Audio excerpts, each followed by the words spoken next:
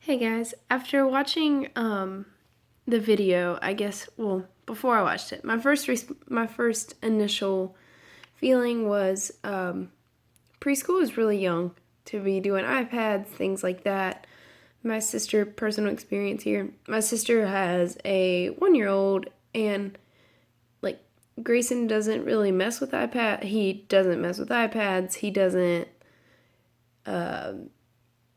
watch TV. I mean, that may be kind of old school, but he's only a year old, so they do a lot of music classes. They do a lot of time at the library, museums, things like that.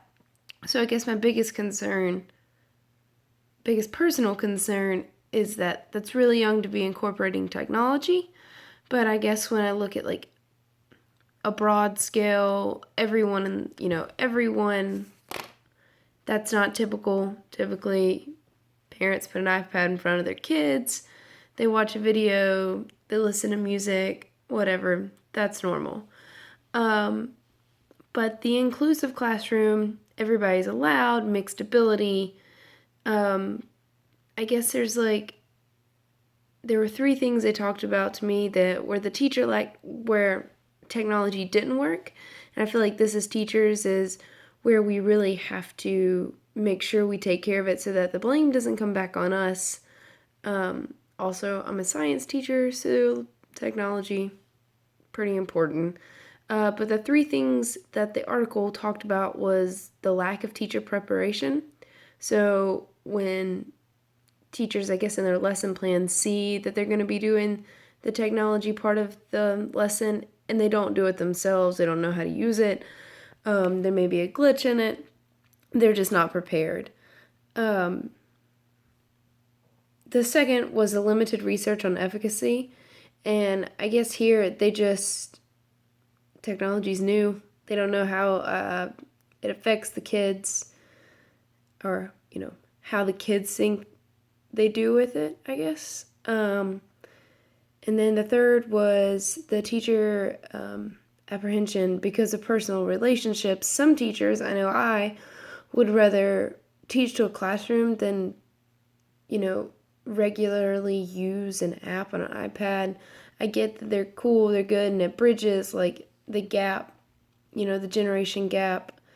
I just think it's really important that when kids are in school, they're there to like listen and learn. And I think that if they want to use iPads for learning, again, I'm speaking to like high school age group. I need to remember preschool.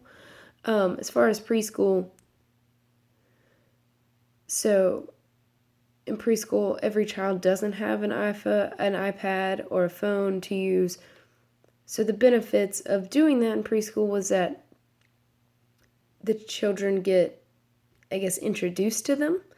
Earlier in some homes, they wouldn't be able to. So I think that's a good benefit. The U.S. is increasing this. It's an increased concern because there is becoming a very socioeconomic gap with students being able. There's like a direct correlation between being able to use STEM and products like that at a younger age with like the ability to collaborate and scientific vocabulary and discuss scientific relationships. So, I guess politicians are concerned that this is not equal, and therefore introducing the iPads at such a young age kind of buffs that. But I guess the overall benefits is that the kid is more familiar, and I guess overall, bad parts of it is that like no single technology can meet all the needs of all children. So we just have to remember that technology does have a place in the classroom, but so do teachers, and that we have to use them as a resource for teaching instead of like our main objective. But that's all I think. Hope you guys enjoyed it.